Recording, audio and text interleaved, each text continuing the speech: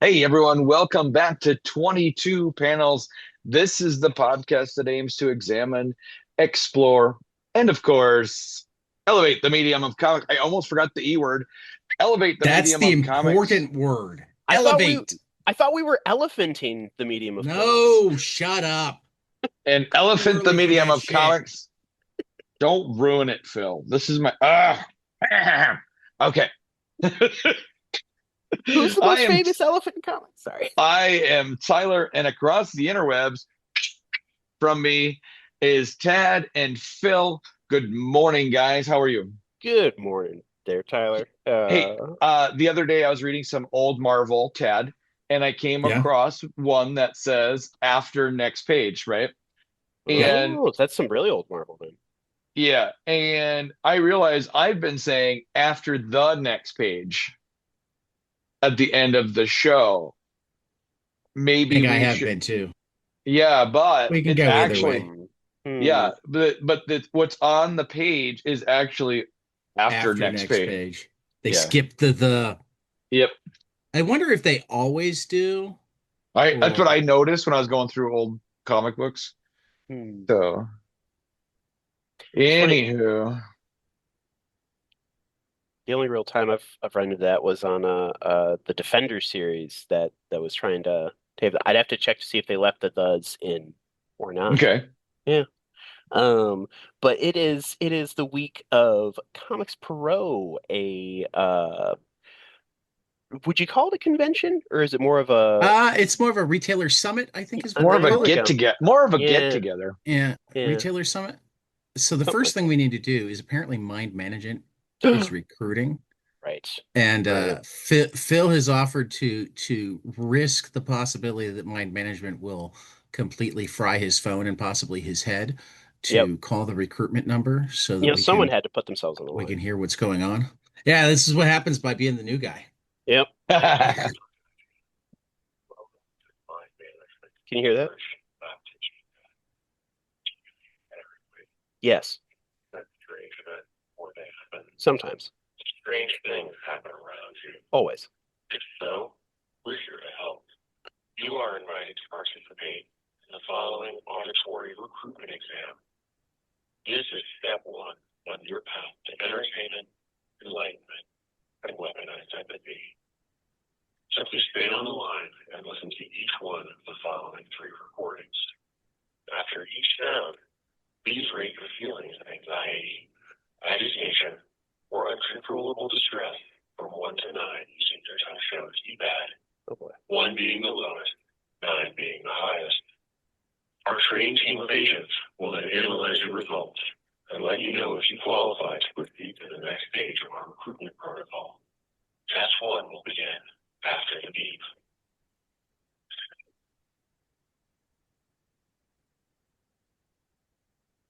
Speak off your response. Oh boy.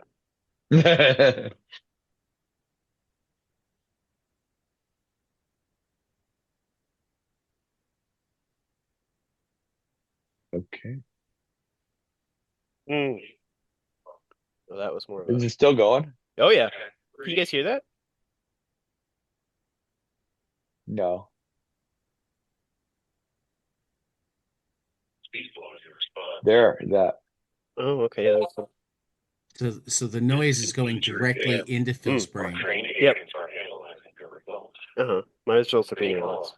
and we will contact you directly. Sweet. Goodbye for now. Uh-oh. By listening to this message, you agree to receive SMS marketing messages from Oni Press. Reply stop to opt out. All right, there we go. Sweet. It's ad for Oni. I love it. Yeah, so I mean I'm on their radar now, I guess. I hope. Eh? I mean, I might call later just Yep. because, Oh, they I'm all sent a for. text message. Congratulations. I've been selected to proceed to the next phase of the mind management training protocol. Join us to find the training center nearest you. Interesting. I guess I'll be visiting mindmanagement.com after this recording. Yeah, well, Yeah. yeah. This is ahead of the return of mind management at Oni Press. Other announcements from Comics Pro. We have three exquisite corpses Spin-offs, Randy Rascal, written by Tyler Boss. Fox Mask Killer, written by Che Grayson. I feel like they kind of stole that from John Lees, though. Yeah. Yeah. Gas. I wonder if they asked. Hmm. I We'll have wonder to if ask him the next time he's there's on. a historical Fox Mask Killer I mean, other I guess Maybe. it's than. possible. Who knows? Hmm, yeah, Lone Gunman, Pornsack Pichet Show. nice. Uh, Tyler, I thought you'd be interested in this. Concrete, Paul Chadwick's book, is having a new Yeah. volume this summer. Oh, really? Concrete is fun. Dark Horse is going to publish 3W3M in print, the Jonathan Hickman Substack thing. Okay. Teeny Howard and Amilcar Pina have a book called Sicko coming from Ignition Press that is like set in a healthcare facility and looks Yeah, crazy. I saw a couple images of that right before Yeah. this. It looks pretty cool. And then also pretty wild, Skybound has announced a book called Terminal, which will involve Robert Kirkman, Joe Casey, Andy Kubert, David Finch, and Arthur Adams, bringing completely unpredictable hyperviolence. Nice. Um, so that's news from Comics Pro, at least so far. I think they might be still meeting today. Um, the next thing is voting has now opened for Zelda Awards for women in comics. The link is hard to remember, so I'll try to stick it in the notes, but it's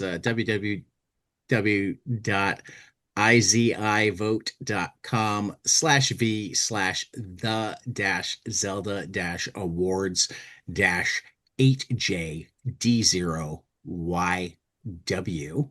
It's Mm. that last part that makes it particularly hard for us to just rattle it off rather than but we'll go through the nominees really quick because I'm curious as to how many of them we'll know and how many of them we need to go discover. Because I love that we have a award um, named specifically for women in comics. It's named after Zelda Jackie Orms, who had was a black woman cartoonist Nice. who's Torchy Brown in the Pittsburgh Courier and a number of other black-owned newspapers was probably the closest syndication you had for a African American strip for a long time.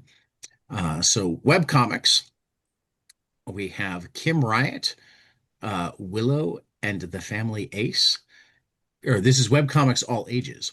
Camry Lapka, George Smith, paranormal investigator of the PNW. Kaja Folio, Girl Genius. That one I've heard of. I don't know if I've read any. I think I've read a little. Gian A. Thomas, The Stolen Life of Henrietta Lacks, and Dr. Ebony Toussaint, Crash Cart, Ashley the Cartoonist, Flea Boy, and The Weasel. Webcomic Horror, Mary Landon, The Gray, Charlie Ragnarok, The Killer Kiss, Karen Hemmings, Love, Death, Eat, Repeat. I've read some of that. Rebecca Coolheart, Cheap Jack Gentleman, and Pascale Lepis, Wildlife. Webcomic Fantasy, Katie Hodges and Pam Bliss, The Extras. Mata Sorcier, Sacrimony, A Tale of Love, Life, and Death in no particular order. Feather Mage, Magic and Mimic. Megan Gray, The Croaking. Jay Hits, The Barrier, Scroll, and Taney Andrews, Seeds of Doubt. Webcomic Sci-Fi. And I'm very sad that none of you have popped in and said, oh, I know that. Next Gen Coexistence, Willow White, Friends Through the Cosmos, Kaja Folio, Girl Genius again, Balsy Arts, Planetarium, Hazel and Bell, Electric Bones.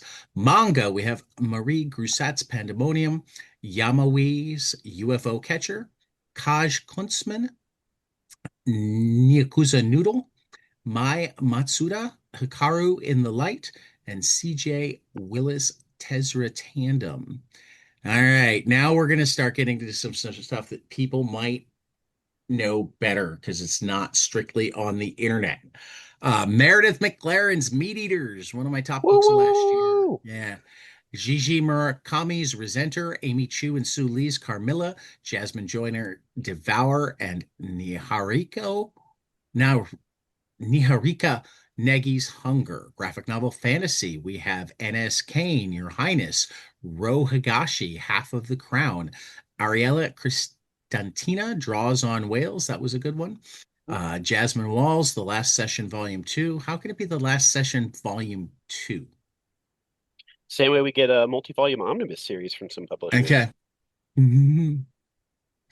Madeline Holly Rosing, Morgana Pendragon, and Dina Muhammad, Your Wish is My Command. Graphic novels nonfiction.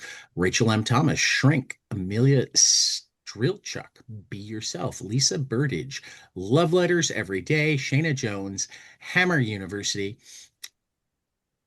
Amy Kurzweil, Artificial, A Love Story. I have that book sitting downstairs that I've been meaning to read for ages. Graphic novel superhero. Jamie McAfee, Alexis Weil, Natasha Jones, The Gray, Ashley Page, Vanda Cruz Lampkin, Namakasi, Dr.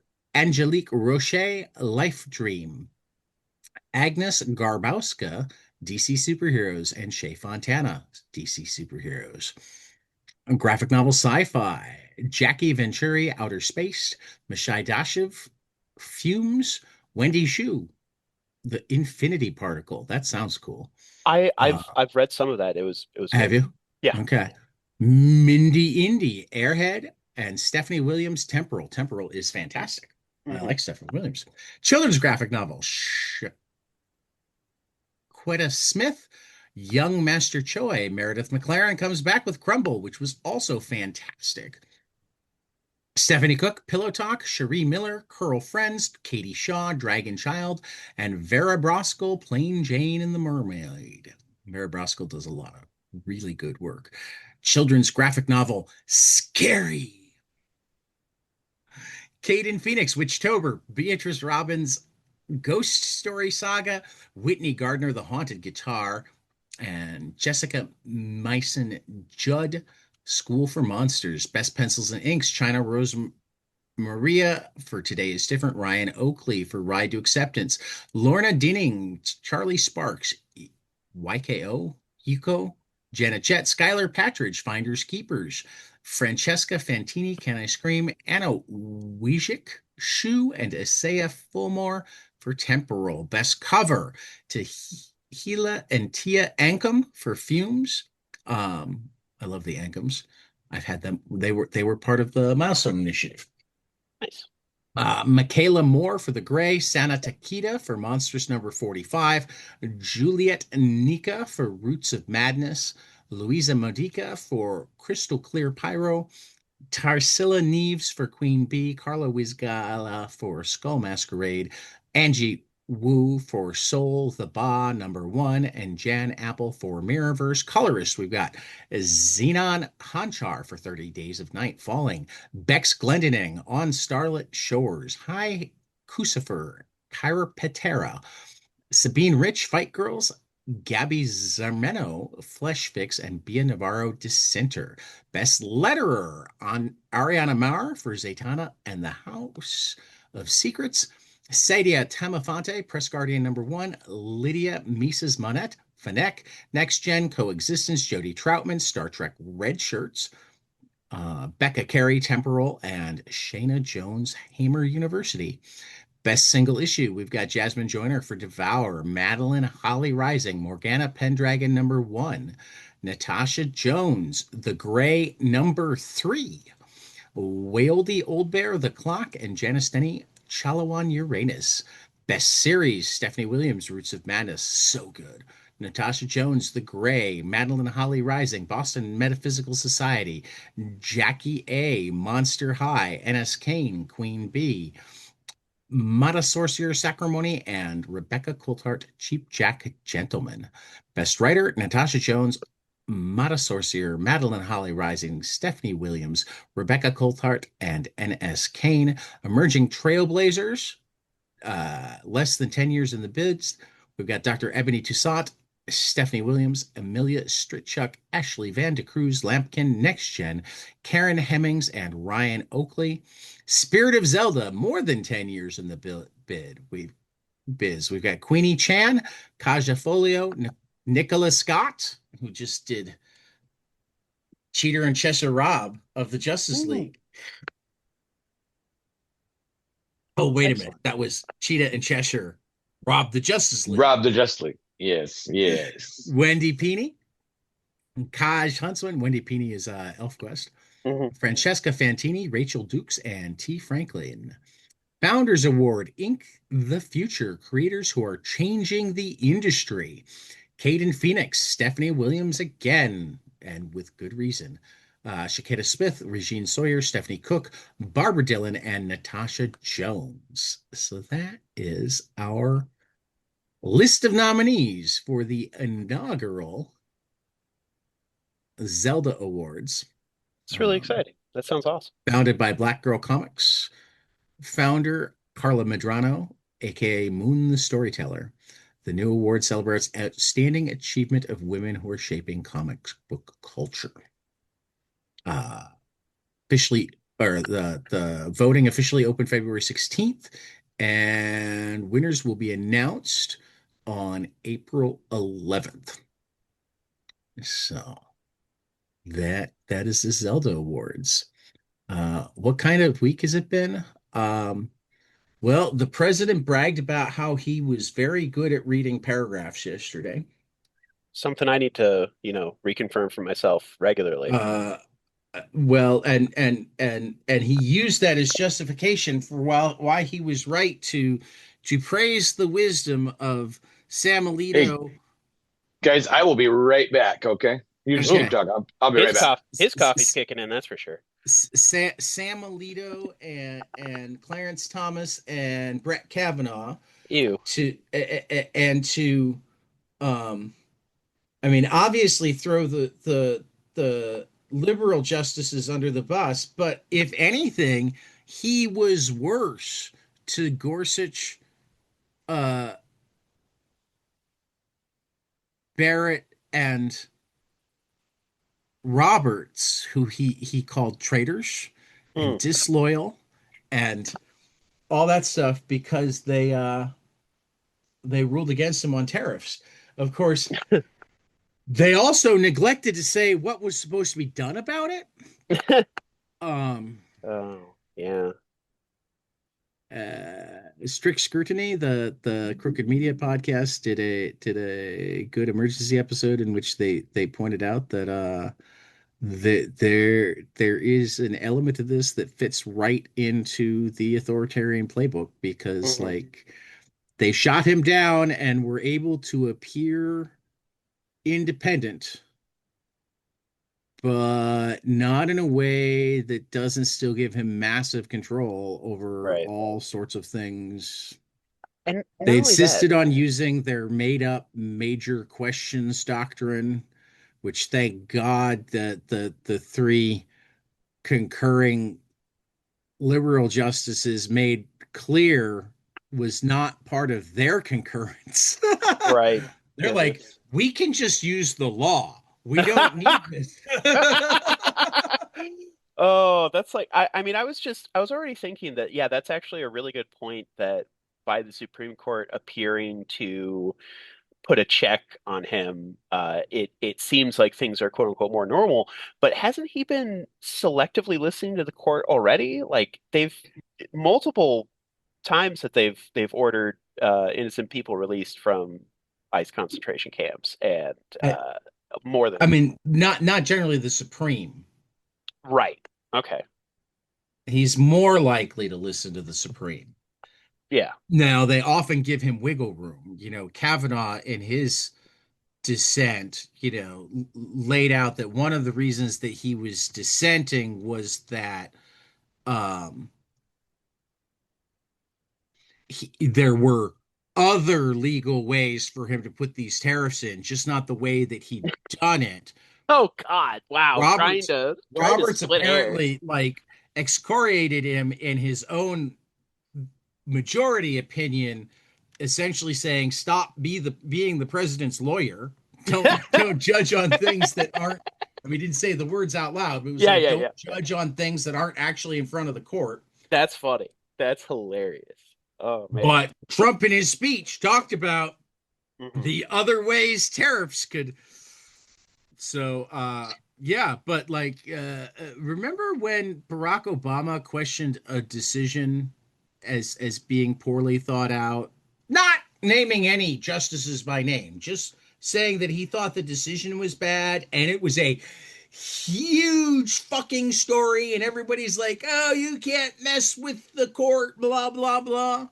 You remember I this? I don't actually. I'm Oh, sorry. okay. No. Yeah. That decision, by the way, was Citizens United. I had a feeling it was going to be Citizens United because that sounded like the most likely one to question. But But yeah. but also apparently all of those rules are gone now because this president can call out justices by name and call them Oh, oh, I thought for a bad second. I thought for a and second. dumb Yeah. and No, I when you said those rules are gone, I parsed no, those I bet rules as those being, rules for yeah, presidential decorum, not right. for spending on elections. I was like, I'm like, don't, you know, I mean, don't what break my few brain more rules than were already is. left for spending on elections are pretty much gone too. But I Oh, mean, God.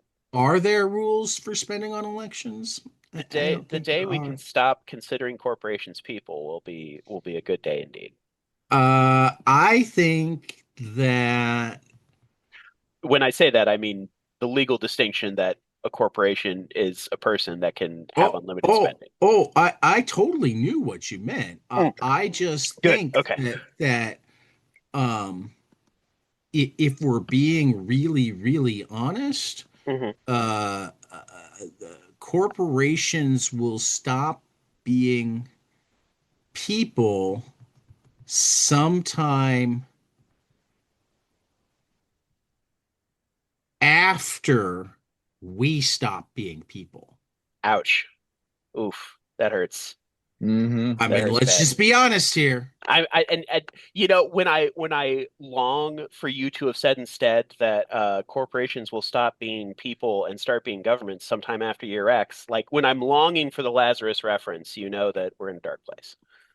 I mean, I think that in many of the corporate territories, Hmm. including the one we spend the most time in, Carlisle, most people have stopped being people Yeah, when corporations become governments. yeah, They become waste. yeah. Anyway, let's go through the rest of the initial order highlights for new to order. February 26th is when the date is due. Uh, and I don't even have to talk for a while because there aren't enough for me. No. Phil gets two and Tyler gets two. So take it away, boys. All right. First up, we have got, I believe the title was Planet Atmos Exordium. Yes, Exordium, by Dr. Bushel Rob McVitie, Andrea Cucci, and covers by Tommy Lee Edwards. Some heists succeed, some fail, and some fail so spectacularly as to set off a chain of events that irrevocably alter a planet's future. After triggering security alarms in the underground stronghold of an intergalactic pharmaceutical conglomerate, a ragtag group of thieves must use every trick at their disposal to escape and survive. The fates of legendary racing pilot Pesh Chosen and the fugitive known as Addy Acker collide, and neither of them nor Planet Atmos will ever be the same. Planet Atmos Exordium is the first entry in the Planet Atmos universe of games and stories. It's going to have a final order cutoff of March 30th in stores, April 22nd from, is that Mad Cave? MA? It is. Mad It Cave! is. Ooh, very exciting. All right. Swamp Thing. Lost my screen here. Hold on. Swamp Thing. Swamp Thing. Soon as I can get back to what I was looking at. 1989. All right, we scroll down for me, Tad. It's not 1989. What are we talking about? Number one or number 88, depending on how you look at it. Yeah, one of the greatest stories never told. Introducing the most famous unpublished DC comic of all time. Over 3 decades since the controversy and cancellation, Rick Veitch's legendary Lost issues are completed. After a renowned 2-year run on the series, Veitch, is that how you pronounce it? Veitch? I Grand think Yeah, it's I think finale, it's Beich. Veitch Grand finale to Swamp Thing was cut short and would never see print. Whispers and leaks hinted at the epic untold saga for years. Now, for the first time, that final story is told. As Swamp Thing is cast back through time, he will get to meet a carpenter who will change the trajectory of his life and the DC universe forever. The origin of Etrigan and Swamp Thing's journey to the beginning of time starts here. This is by Rick Veitch, art by Michael Zulli and Vince Locke from DC, of course. Final order cutoff is April 6th and will be in shops April 29th. So I don't want to spoil things for anybody, but that carpenter that changes Swamp Thing's life turns him into a coffee table. Hmm. I thought the carpenter was named Jesus. Pretty Oh. sure. Pretty sure, yeah. Jesus. Maybe Yeah. Joshua. I think they find a really sweet cup too. All right. We've gone through all the graphic novels, so we're gonna do a couple of collections. Oh, Starting with the yeah. one that I'm shocked that Phil didn't pick a long time ago. It does sound good. The Complete 2000 AD by Alan Moore, Future Shocks and Other Stories. It's going to be Alan Moore as a legendary comics writer credited with transforming the medium and how it was seen through his seminal works such as V for Vendetta, From Hell, and of course Watchmen. But before any of that, he cut his teeth at 2000 AD, the galaxy's greatest comic. It was there that Moore honed his craft in preparation for the accolades that would follow. This first volume in a new series collecting all of Alan Moore's work for 2000 AD brings together all of his future shocks as well as a host of other one-off stories. Moore is a master of the short format story, and this collection doubles as a perfect guide for how to write comics to a page limit. Includes the story A Holiday in Hell, which has never been reprinted in English since its first publication in 1980. Moore's stories are complemented by the works of a string of legendary artists, including Dave Gibbons, Ian Gibson, Eric Bradbury, Brian Talbot, Steve Dillon, Brett Ewins, and more. It's going to have a final order cutoff date of March 2nd, with going to be hitting shops in April 4th from Rebellion, the publishers of 2000 AD. And if you'd like details and insights and criticism of these early works of Moore's, they are gone over in volume 1 of the last 4 in Albion quite extensively. So I guess the reason I hadn't picked it is I guess I didn't know how Mr. Moore still feels about 2000 AD and his work, yeah, I guess since his name is still on it, then I'm sure it's at I least would somewhat actually, from what I know of him, positive. I would imagine that this is still some of the work that he feels best about. Probably, I hope that's one of those It things where, certainly involves some of his best work. yeah, I mean, there's a lot of great stuff for sure, and a lot of weird, interesting things. Yeah. All right, we have Uncle Scrooge, Lost Beneath the Sea by Carl Banks. Barks. Sorry, my eyes are terrible. Carl Barks. It's a catastrophe when an ocean liner with Scrooge's old number one dime on board. Man, that is a theme that never dies. Old dime on board sinks in a raging storm at sea. Donald and Scrooge go after. I'm trying to remember when the number one, I mean, because Barks created the number one dime. Yep. But I don't know how early, like what I'm trying to say is we're talking about it as a thing that never dies. I don't know This is when where it came from. appeared in Barks mythology. So like this could probably not the debut, because I think I've read about it in earlier volumes than this, but like Okay. Is it perhaps a metaphor for the gold standard? Ooh. Donald and Scrooge go after it, only to discover that the vessel has taken to an undersea ship graveyard where 4 armed Martians are salvaging the metal from the sunken ship for their own planet. Next, Scrooge takes the ducks on a flight to the Yucatan Peninsula in search of Mayan ruins, but 2 scoundrels follow and trap them in a deadly pool of peril called the Well of Sacrifice. Then Magica Dispel learns of Scrooge's expedition to find the island where geese lay eggs with golden yolks. With the aid of the Beagle Boys and their dirty tricks, the race is on. Carl Barks delivers another wildly imaginative collection of outrageous adventures laugh out loud comedy, and all around comic book brilliance. Each page is meticulously restored and newly colored with insightful story notes by an international panel of Wow. Barks experts. The final order cutoff for this will be March 16th and will be in shops July 1st. Pretty sure the Mm. international panel of bark experts are just a bunch of dogs. Just a bunch of Don't you knock Carl Barks and I'm not Carl knocking. Barks expert. I'm not knocking. I'm not knocking. I love dogs too. just had to Don't get in mess a with my duck bark joke. books. Don't That's mess with my duck uh, books. I would not. I would not. I would be Okay. a fool to either criticize or lampoon the work of Karl Barks. Just so we're clear. Yes. Yeah. Okay. Yeah. Final order cutoff for Monday, March 2nd. We have Action 50th Anniversary Special with work from Garth Ennis, Steve White, Rob Williams, Patrick Goddard, John Higgins, Staz Johnson, Mike Dory from Rebellion out on May 13th. We have the aforementioned Complete 2000 AD by Alan Moore, Future Shocks, and other stories from Alan Moore, Dave Gibbons, Alan Davis, Ian Gibson, John Higgins, Steve Dillon from Rebellion out April 8th. Everyone Loves a Jewel Thief, #1 from Tim Seeley and Aaron Campbell out from Ignition Press. Final order cutoff is March 2nd. I did some cutting and pasting Hmm. uh, from the above. It'll be out on April 8th. Godzilla's Monsterpiece Theater presents Romeo and Juliet and Godzilla Of course. from Adam Tierney and Sean Peacock with a Godzilla and a Robin Hood backup story by Tom Scioli in stores from IDW on April 8th.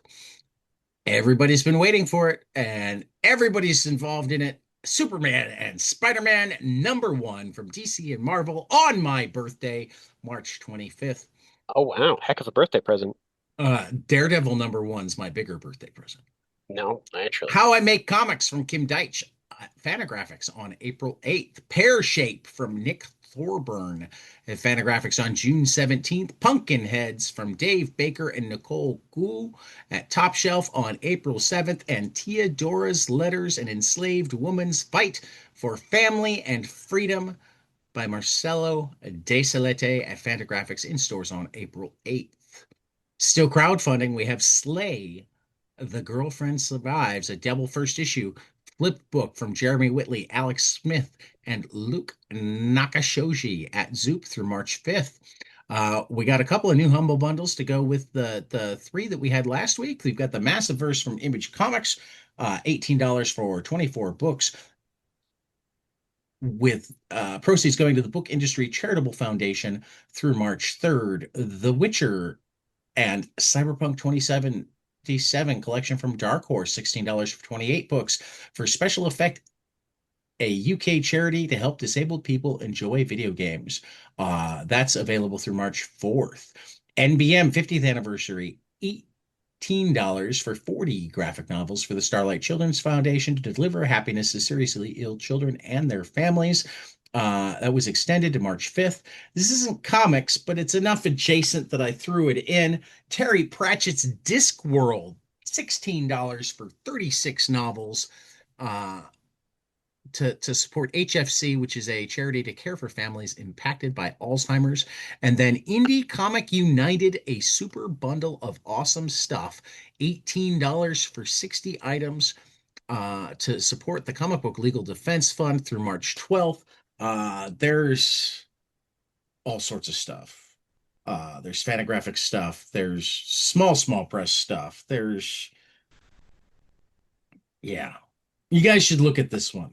This is Absolutely, pretty yeah. much a must buy. Okay. $18 for these 60 items, unless you have them all, uh, or like a significant portion. It's just all but a must buy. So anyway, uh, I did actually manage to read some books this week. So I Yay. do legit have three amazing books, and they're not the only three books I read. I read, I think, two more. Yeah. No, three more. Okay. Yeah, All right. it's like Four more. it's like I read it's like four more me. than this. My three books of the week would be the three that I read usually. Yeah. Uh, so End of Life #1 from Kyle Starks and Steve Pugh was just It's good. ridiculously It's good. It's so it good. was so good. Uh it's Jeff meets Daredevil from Kelly Thompson and Giri Huru at Marvel. Slipped into my two spot. An American Caper #4 from Dan Hauser, Laszlo, and David Lapham at Dark Horse. Wrap out my three. So take a walk, Phil. Oh yeah. So I had another week of not quite getting to the comic book store, which means next week is an absolute must because this is an early one. It's the last issue for now of the Power Fantasy, and of course we don't know if it's the last issue or just the last issue for now, and um, but that's not now. I went to the library. I went to the library instead. I picked up a gigantic stack of 16 whole volumes of a manga called Blue Period by Tsubasa Yamaguchi. It is about a slacker high school student who, after having a encounter with a couple of his classmates that really changed his views on art, decides to put his all into becoming an artist. And so it's about him training and practicing art skills and the artistic landscape of Japan. It's really fascinating. Some really incredible, like they have it's not just one artist doing the artworks of the characters. They have a bunch of different artists that they say like, oh, it's this person in different styles. It's really incredible stuff. Um, and it also got me thinking a lot. There is a character who goes by Yuka or Ryuji, who is definitely genderqueer. And I say that specifically because their presentation, they're referred to in the story as a boy who wears women's clothing. And the first time I read this, it kind of it made me question, okay, what actually is happening here? What is the identity of this character and how they're being referred to? Is it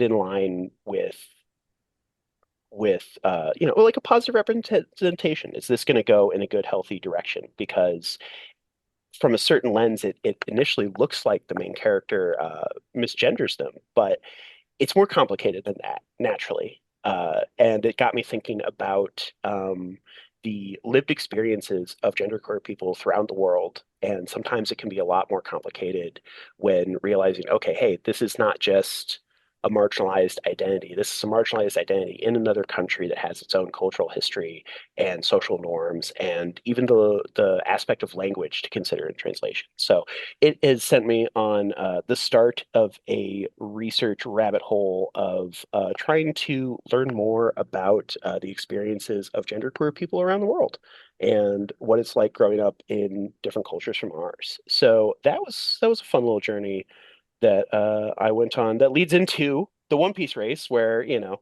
all that from one chapter. Big thoughts, big thoughts from one chapter. But since this is this is my new, I've put down Mob Psycho for now. I'll definitely get back to Tower Dungeon because Volume 4 has come in. But yeah, this is gonna be my manga reading for the foreseeable future until I can push through it. One Piece Race was still becalmed. I'm still stuck on 626 chapters. You're waiting for me to catch up. Oh yeah, I gotta get like 600 chapters under my belt of something. yeah, Ted. We'll catch up quick. Well, don't you worry about it. I mean, Oh I suppose man, it's possible, but I am willing to officially announce I have stopped reading One Piece. How It's could a you? well, it's too long. That's how come. Do you think they should have broken it up into a few pieces, more than just No, one? No, no, just it's one. no, it's in the name. It's One Piece. It's One Okay, Piece. That's all you get. It's just one big book. one big honking pile of dung. No, it's Oh good. no, It's not. it is No, good. it's no, no, no, no. I don't mean that. I just meant its sheer volume is daunting. Yes, it is, and that's where I would love for Tad to still hit the goal of being caught up on One Piece by the conclusion of One Piece. You know, at the very least, if A- you can a- read that final a- chapter. and I still hope to. Yeah, it's you know, I'll try to since I don't mind Summer is spoilers. coming, spring break is coming. Okay, there we go. Yeah. These are both times that could lead to more reading. Um, but this actually leads to my way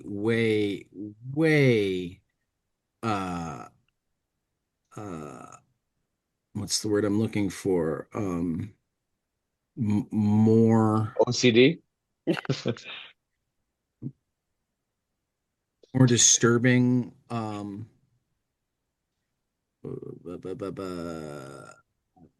Proclivities?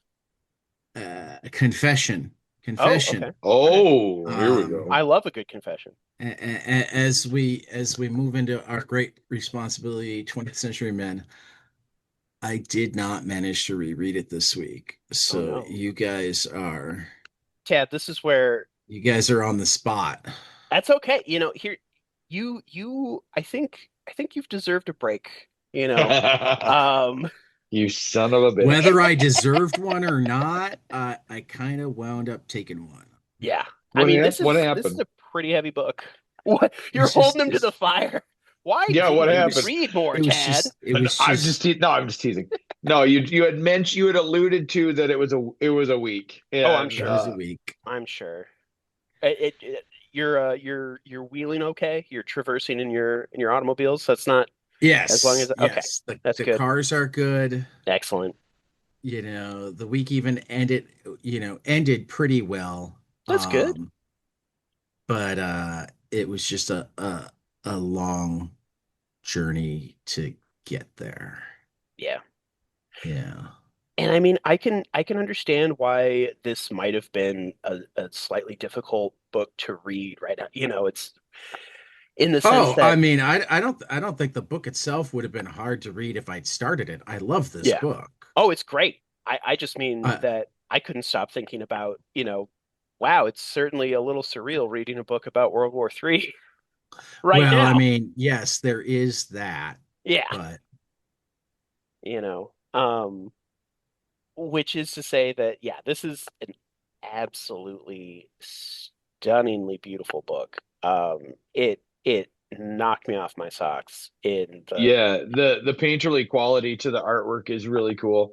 n- Um, not just the painterly, but the way that on the page, I swear there are so many pages where it feels like every panel's in a slightly different style. a Uh, little bit, yeah. yeah. Because look at okay, I don't know if you can see my screen, Uh-huh. but we're going from something like this, Yes. Yeah, yeah, yeah. okay, Something with it's a ready, large and I have that to page somewhere. and then Yes. to this, right? So we are switching styles completely. Hmm. And I agree with you. It is not it's cool. And I really that's for I those really enjoy this style of artwork like this, right. you know? For those listening, Tyler is pointing at the it goes from a like sun-soaked nom, clearly like a digital painting sort of style to a very stark gray and line drawing on the next page there. Yep. And then so it's where not just color but also texture and emphasis. Like the when scenes are more line work driven than color and rendering driven, then it absolutely changes the mood. Oh yes. And then just a couple pages later, we Uh-huh. jump to Kabul 80 in 1987. And Hmm. I'm gonna hold Hmm. this up again. I know our readers can't see Yeah. this, but again, the coloring completely Yeah. changes. It does. Not just in terms of palette, but also in terms of I don't know the word for it. Yeah, texture, style, Yeah. yeah, It all of those sorts of things. it looks great. I had a lot of fun with this story. Hmm. Ted, you did read it at one point, oh, I right? read it. I read it long ago. Okay. I love well because Dennis actually sent us at least the first issue ahead of Yeah. Right. time. Yeah. before. I mean, we talked to him about this book right before it came out. Yep. Wow. Um, and yeah, it's a phenomenal book. I don't have anything good to say about it today Nothing because good to say. It's funny. it's I have not nothing good to it's say not about it. fresh in my head. It's Yeah. understandable. No, Yeah. I So get it. so I'm mostly letting you guys handle the great responsibility today. It's Stop okay. calling me out, Tyler. You're putting me on the spot. Damn it. I'll take that spot, Okay. this But pretty good, pretty good. so far we've only been talking about the artwork, but the story Yeah. itself is great. The story Um, itself is also great. Yeah. yeah. Uh, Um, man, I now that you pointed out the different shifts in artwork, yeah. it's every few pages because It's now we're going to this yeah. yellow motif. Uh-huh. Uh-huh. And that was great. I swear it's so it's actually on page 3 that I Okay. it really got sucked into it, where it looks like the first drawing is kind of a landscape and could be, I mean, any number of artist styles, but then the second panel looks heavily influenced by Richard Corbin, followed by, it was funny, then the Are silhouettes you reminded. are What's you on that? the Vietnam? Are you on the Vietnam Yeah, so page? it's in Vietnam. So this is page 3 of issue 1.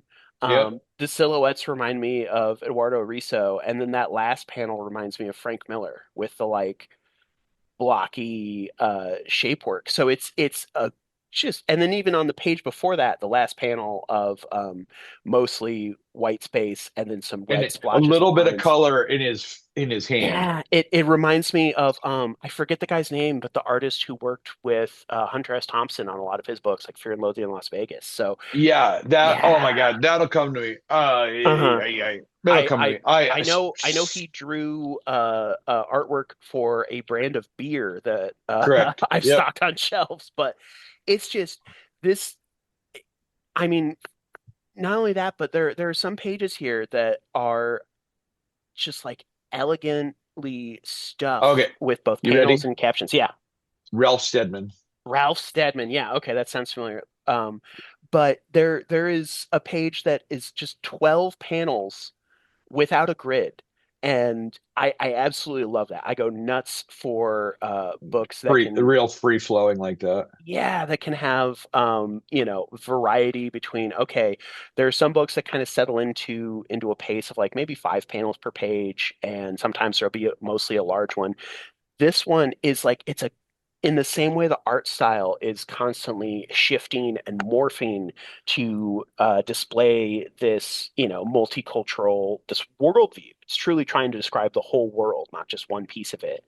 Yes. Um, that the storytelling techniques, is very much in contrast with, I want to say it was issue 4 that just had captions, mostly captions that were snippets of text through this world and series of double page spreads. So it's one where just the mood is evolving and shifting continuously, and it is breathtaking. It's stunning. This My main thought when I finished reading this was, holy shit, I need to read that again.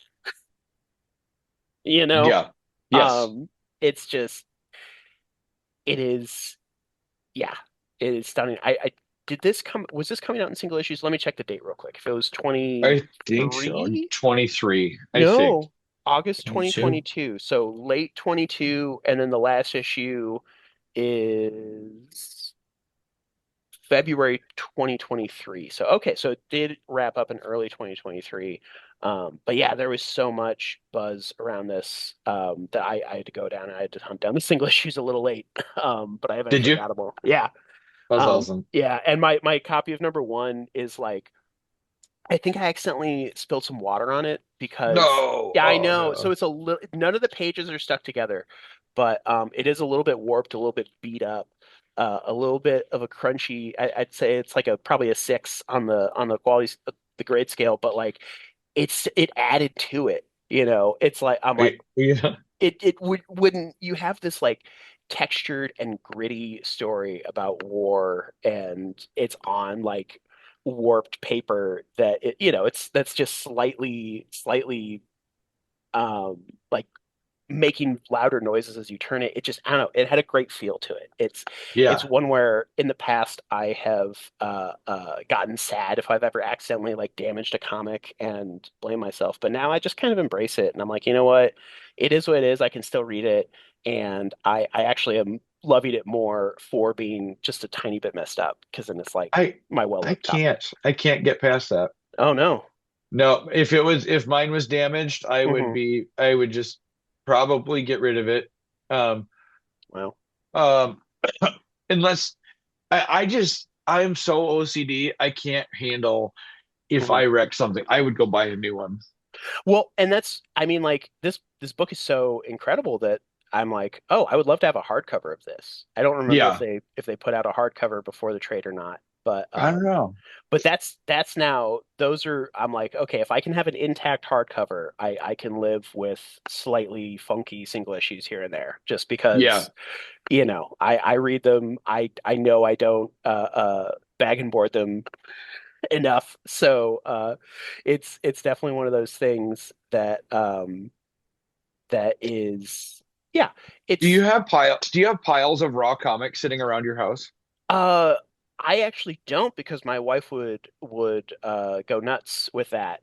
So they're isolated to just by my bedside. So it's a couple stacks, and I actually mostly I have a couple short boxes that and Okay. I just put them in there. So they're not quite piles. They're at least, standing up in a short box just without bag and board. Sure, They're sure. just in there raw. Yeah. This is why I bag and board my comics before I leave the store. Yeah, yeah. Uh I I it's don't know.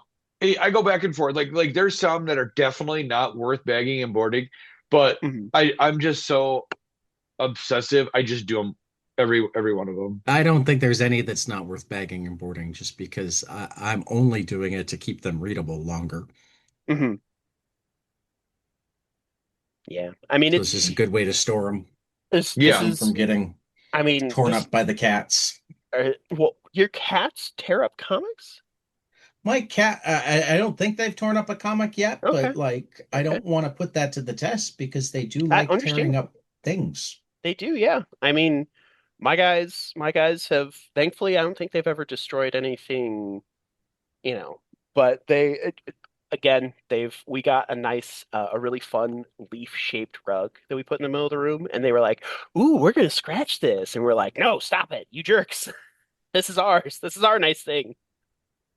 You dicks. Yep. You don't even pay rent. Get out of here.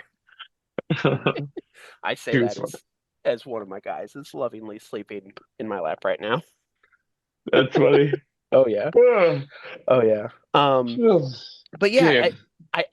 I also wanted to give a shout out here. This is probably my favorite depiction of an American president that I've read in a while. Oh yeah. Where, yeah, in the sense that, okay, this is like a super powered bastard Reagan was the sense I got out of him. True. Where it's so it's also it's an interesting choice to have your protagonist be Russian, True. because I mean Russia is a pretty awful place, and while, my heart goes out to the people who endure living there under the tyrannical regime, it's as a state has been the aggressor and in the wrong, morally speaking, a lot. However, by shifting that perspective just a bit, I feel like that allows Camp to go in harder on how awful and terrible and evil America has been. You know, Yes. Yep. it's one of those books where you very quickly realize, even though this is a book about quote unquote superheroes, these are not good people. These are Well, these and are doesn't that the monsters of the also, world. I mean, and yes, and the book we're talking about monsters, but doesn't that Hmm. also raise the question, um, are we perhaps overusing things like evil and terrible, and does that prevent us from seeing each other as humans, and actually looking at the needs of different groups of people? Hmm. So I think it, I agree with you. I definitely agree with your sentiment that, um, that because of our culture of combining evil with the unknown and with the other, that yes, that absolutely does that. I think that in this book, it's a little bit, Oh yeah, no. In yeah, this yeah, book, and that's why I made that caveat. sure, sure, sure, sure. Um, but by taking a slightly different perspective, and Camp Hmm. does it, some other people have done it, Hmm. by making us look at America from an outsider view Hmm. and some other country from an insider view, Yeah. um, doesn't it do, and like again, I didn't reread it this but week. Hmm. I'm having to stretch back. That's Doesn't okay. it do some humanization of both sides? I see that's the thing. Greater humanization of both sides. I did normally, so in an example of a work like Superman Red Sun, I think that's a book that both sides and tries to equate America and Russia in those ways. I think that in this one, I actually did not see a lot of humanity and sympathy in American characters, more or less at all. And that's kind of what I mean by it allows him to go in harder, where if instead, But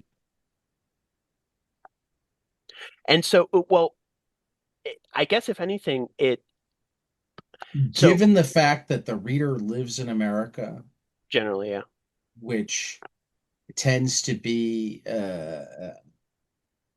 focused on exceptionalism, isn't that alone a humanization of American characters?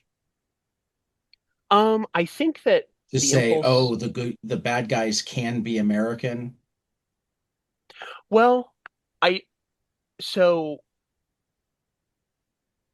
which doesn't make the other guys good guys. yeah, I think that Because yes, the, that is one. I mean, think about how much hoopla we have mhm, over anybody who wants to support the rights of Palestinians. right. Okay, um, because there's this idea that to question Israel in Hmm. and of itself is anti-Semitic. Right. Um, I mean, I don't and agree with that, but there that are sentiment's out there, yeah.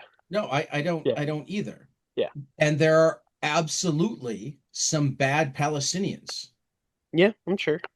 Um, so I mean, what you need to be able to get your head around is yes, Jews have gone through a lot, and yes, Israel is probably necessary, at least now. Whether it was the best situation or solution 70 years ago almost doesn't matter anymore, right? Um, we've reached a point where it can't go away. Well, and Um, and real quick to cut in there, I think that instead it's hard to imagine an America that does not support Israel anymore. I don't know if it's necessary, but for the direction that America's heading in, it is. well, I don't.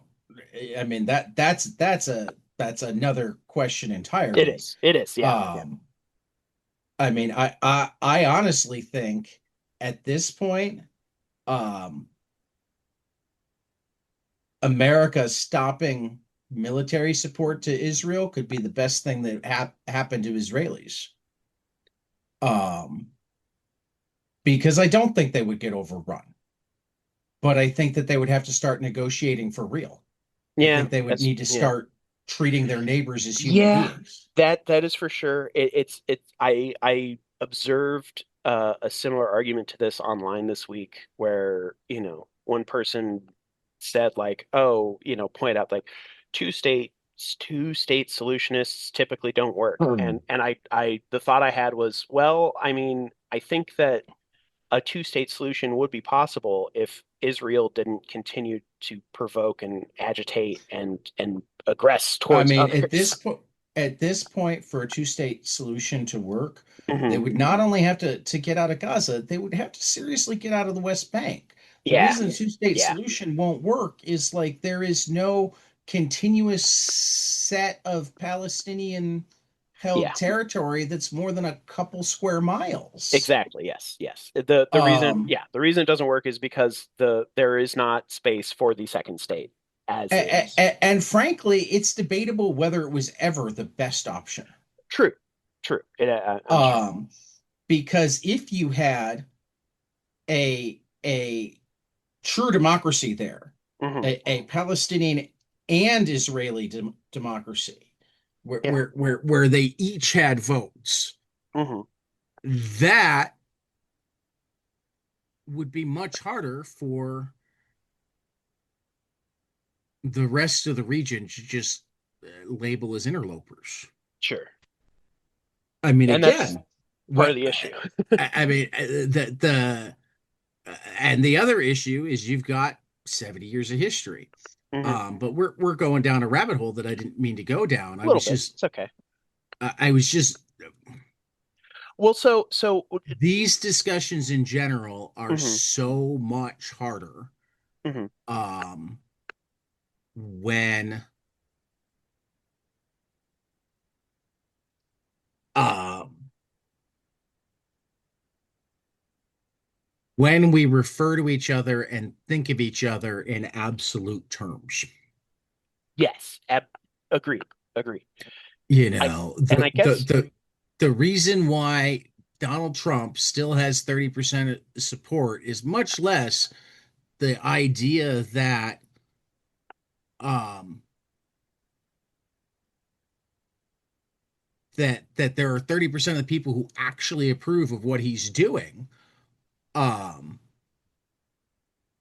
and much more about the fact that there is a certain portion of the population that has been convinced over decades that Democrats Mhm. are evil, and they don't think about it harder than that. That's Right. true. And so I guess what I'm imagining is that by framing for mostly American readers a story where America is clearly and undisputably the enemy, what it does is ultimately humanize those seen as enemies by America because you have to sort of invert the situation mentally to find that And empathy. what I meant by saying it humanizes Americans is I think Hmm. too often we think of ourselves as superhuman. Yeah. Yeah.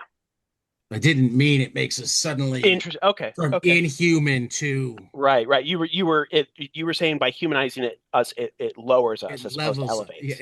Okay. Interesting. it makes both sides equal or more Yeah. equal rather Um. than, See, and that's one or at thing least makes you think of them in more equal terms, I makes you don't. consider them based on their actions more than their color or nationality. And so I think that I actually don't see a lot of equality in this book. I think instead of saying that it equalizes, I would Again, I think that haven't read it in forever. I know, but I would say that I think it changes. It changes the way you perceive these nations and these people. So because this is also a book that is heavily about imbalances and the differences between the parts of the world. So, but So in terms of morality, yes, it definitely morally equalizes. we have Tyler on a clock, and Right. we have breaking comic book news. Dun dun dun. Uh, Let's transition. I feel like we've plumbed this mine. yeah, and this is only in the launching soon phase, but friend of Uh-huh. the podcast, Jonathan Bayless's Next Sew Buttons, anthology of autobiocomics, Who's Oh. My Daddy, has just gone up to be followed on Kickstarter. So go over there and click that save button to be notified on launch. Uh, each story illustrated by a different artist, including Noah Van Sciver, Banu Pratap, B. Muir, and Nathan Gilgood. Um, so I love all of Jonathan Sobutton's stories. So I am happy to see that he has another one on the way. Um, and since that literally just pinged, I can say it's breaking comic news. Breaking. Even though this won't What? go up for like 24 hours, 36 hours. So like by the time anybody hears it, it'll be a day and a half old. It will be But broken comics news. we've got it on recording here that That's right. you reported it the minute it 8:23 came out. a.m. The One of email came in at 8:17. AM on you had a Actually, the reporter. first one came in at 8:16 on because February Jonathan 21st, February 21st, 2026. because Jonathan's smart. He sends out a project update from all of his previous projects to say that the new project is coming. So That is a pretty good move. since I've backed a couple of them on Kickstarter, I got two messages right on top of each other. Nice. Okay, cool. So Awesome. Yes, anyway, I am moving into a theater today. I'm in a play and we go on Friday. So we are moving into our theater space today. Oh wow, it's exciting. Yeah. Yeah. So if you uh, guys want to see a really funny slapstick, version of Robin Hood, Oh, uh, is it I is it Robin Hood and Godzilla? no, but Why not? I do play Robin's accountant. And oh, so interesting. But so but I but there's a I Robin Hood and Godzilla. They didn't have the license. Oni still has it, or IDW still has yeah. So anyway, What? I play a character who is David of Doncaster, it. and I keep track of Robin's money. Okay. All right. So before they give to the poor, they give to you. Yes, and then I keep strict notes of it throughout the play, Hmm. and it's pretty funny. That does sound fun. Yeah. All It's exciting. right. Three books we hope will be spectacular. I'm gonna lead off with a couple that I know are spectacular. All Living from Roman Muradov, a graphic novel at Fantagraphics, was just fabulous, and I need to. He was one of two interviews that I had to push to buy a car, and I need to get that reset up, because I was excited for it, but it wasn't gonna work. And then The Peril of the Brutal Dark, an Ezra Kane mystery, #1 from Chris Condon and Jacob Phillips. Also recently announced, Chris Condon has a book with Charlie Adlard. Oh yeah, I did see that announcement. That's Charlie And cool. Adlard. I heard Jacob Phillips say that he was drawing a new issue of That Texas Blood. So Yep. yep. So Yep. their stuff is rolling. Yes. So my rock star buddy is Adlard even had a quote about having wanted to work with Chris for a long time. So Really? Wow. yeah, Wow. Good for yeah, him. Good for yeah. Chris. That's so So cool. Peril of the Brutal Dark and Ezra Kane mystery #1, Chris Kahn and Jacob Phillips is I mean, I'm almost glad that I'd read it already because my top three books for this week are bangers as well. And I didn't put Jesse Lonergan or Save Now on my list. What? So no Miss Truesdale and no Save Now on my top three list because we've got Is Ted Okay? #1 from Dave Chisholm at Mad Cave. Absolute Martian Manhunter, #9 from Dennis Camp and Javier Rodriguez at DC. And Wrestle Heist #3 from Kyle Starks at Image. So yeah, really good book a week of books. And Phil didn't even mention Power Fantasy #16, which is just I weird. did my walk. I did my walk. Oh, okay. Yep. I, I didn't have a third I'm good. down here. I'm good. Yep. It You're has like, been mentioned. hands up. I have nothing to do with this. Funny. On that note, my giant size trade waiter graphic novel pick is a little book called The War by Garth So good. Ennis. Becky It Cloonan. was It sounds this team, Tamara Bonvillain and Pat Brosseau from Boom. It sounds awesome. I love that a book called it The War was published by Boom. it was serialized Boom. in Boom's The War. High Darkness. Oh, okay. Very So cool. it's Yeah, really good stuff. I will definitely have to see if this hits Hoopla or something because I love Becky Cloonan's work so Yeah. much. Absolutely incredible and colored by Bonvillain. And I haven't read some Ennis in a while. So yeah, I'd be in the mood for it. Yep. Yep. I have Becky Cloonan art on my wall. She did a Pearl Oh, Jam poster. that's so cool. That's awesome. I don't often actually take stuff to C2E2 to get signed, but I think I might have to stick that in a tube and take it with me Hell yeah. That'd be to awesome. get Becky to sign it. That'd be so cool. Um, I mean, a lot of the stuff and I might actually have to take my Professor Marston and the Wonder Woman in too, Oh, because that's a Terry Moore poster. ooh, very cool. And I see A you got lot a 11 a lot Rockets of the behind you. stuff I have in my wall or on my walls is already signed because it's like Mm, prints and stuff that I got at C2E2 or various naturally. places. Hmm. Um, Can you imagine buying those and be like, no, no, no, don't autograph it, please? Don't well, I just mean, I leave it sometimes have to alone. remember to ask I know that. I understand because that. Yeah. not everybody's good at remembering to just offer. Oh, yeah. Yeah. Um, but yeah, yeah. Cool. All So right. Well, I'm going to get rolling, guys, but let's take us out. We're good, right? Yeah. I We're at think the so. end. We're at the Yeah. I end. think so. Yeah. Yeah. It's the end of the world. Okay. No. As This is the end. The end, my That's great. friend. It starts The with end. an earthquake, birds and snakes, and airplane. Lenny Bruce is not afraid. I So love I how we have three different karaokeed at ones. C2E2 this year. Oh, Three very different cool. songs. Yep. Anyway, guys, I'm going to try it. Here we go. We'll catch you after next page. Later. Where's the? Where's the?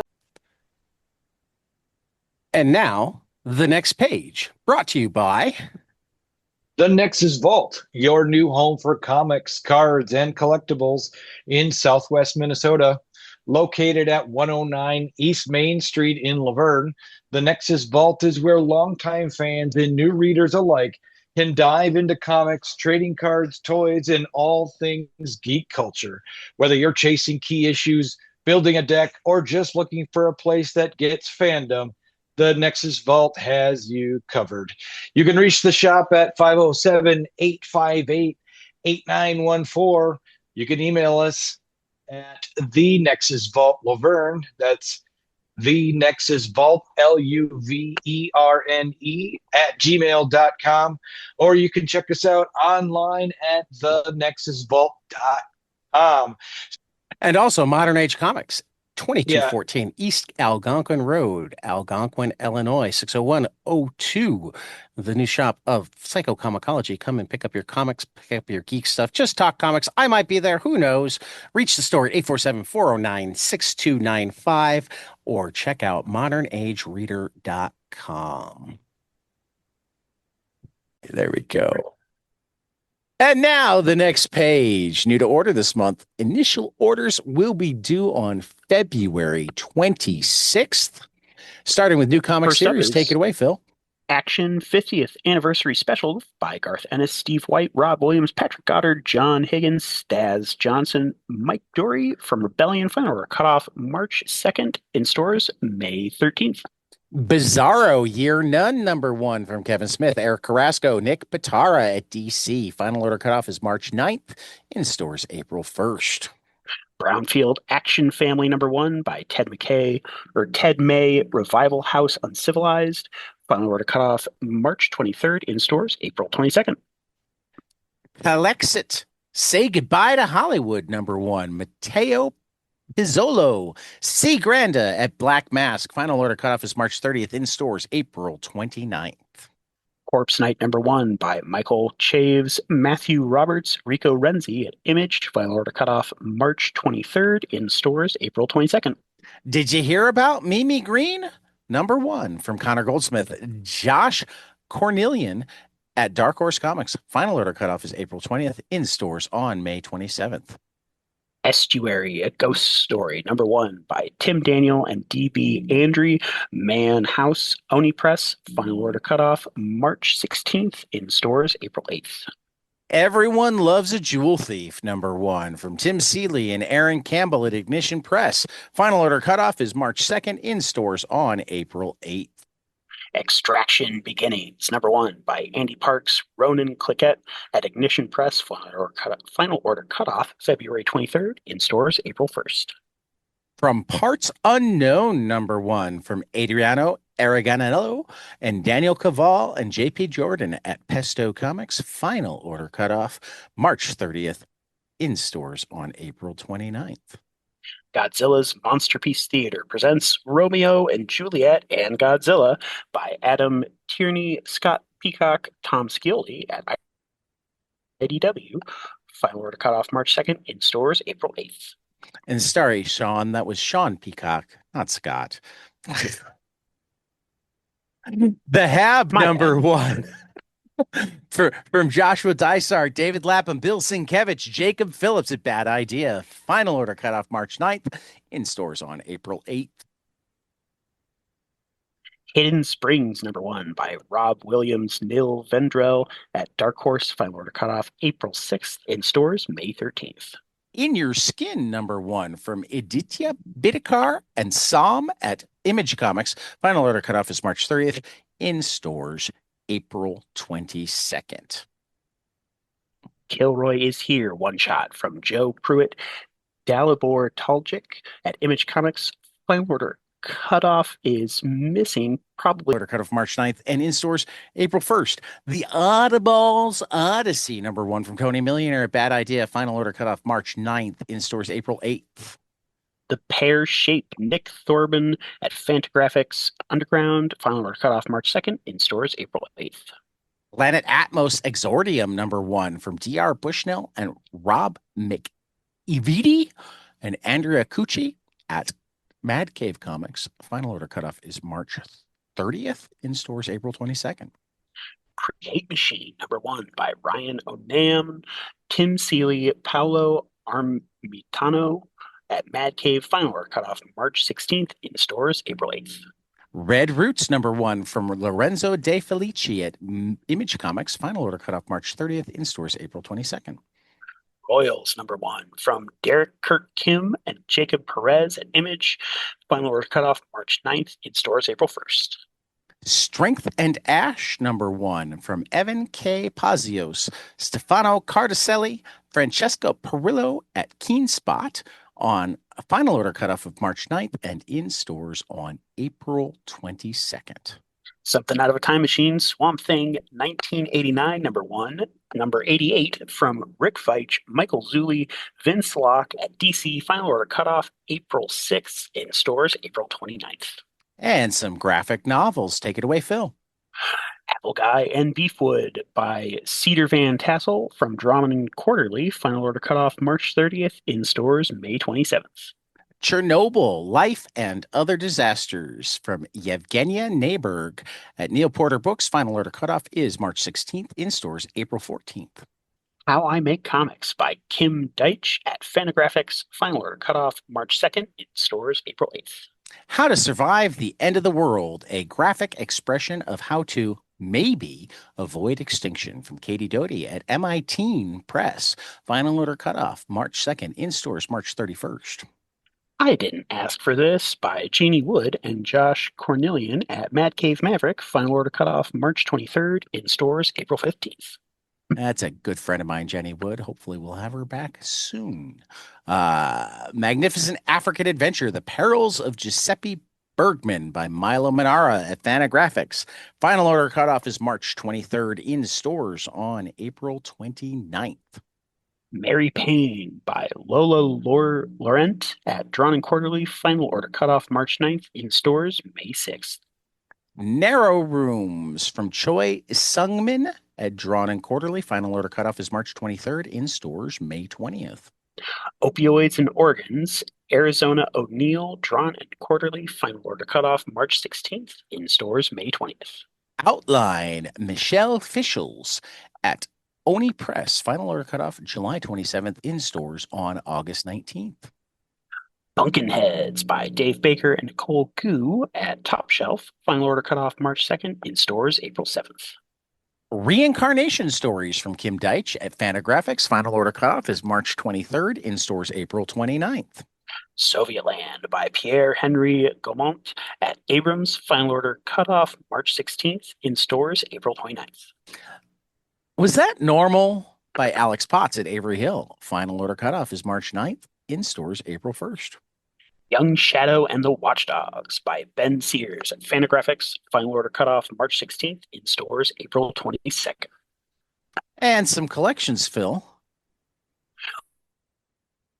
First up, there's Batman and Volume 1, Daylight by Matt Fraction and Jimenez at DC, final order cutoff March 9th, in stores June 2nd.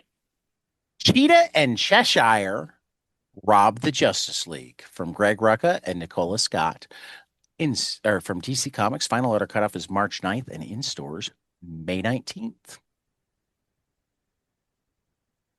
The Complete 2000 AD by Alan Moore, Dave Gibbons, Alan Davis, Ian Gibson, John Higgins over at Rebellion, final order cutoff March 2nd, in stores April 8th. I neglected to put it there. That's The Complete 2000 AD by Alan Moore, Volume 1. There will be Volume more. 1. Yeah. More. The Complete Charles Dana Gibson, A Widow and Her Friends from Charles Dana Gibson at Living the Line. Final order cutoff is March 9th, in stores April 8th. Everything Dead and Dying by Kate Bromble and Jacob Phillips at Image Comics, final order cutoff March 2nd, in stores April 8th. FML from Kelly Sue DeConnick and David Lopez at Dark Horse Comics. Final order cutoff is March 30th, in stores on September 15th.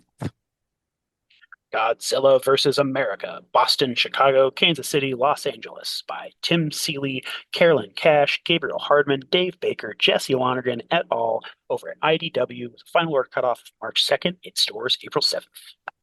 Gunpowder Profits from Justin Jordan and Patrick Piazzalunga at Mad Cave. Final order cutoff is March 16th, in stores April 8th. The Guy in the Chair by Hannah Rose May, Utkarsh Ambudkar, Guillermo Sana, Deirbla Kelly over at Dark Horse, final order cutoff March 9th, in stores June. Mobius Library, The Depressed Hunter from Mobius at Dark Horse. Final order cutoff is March 9th, and in stores June 9th.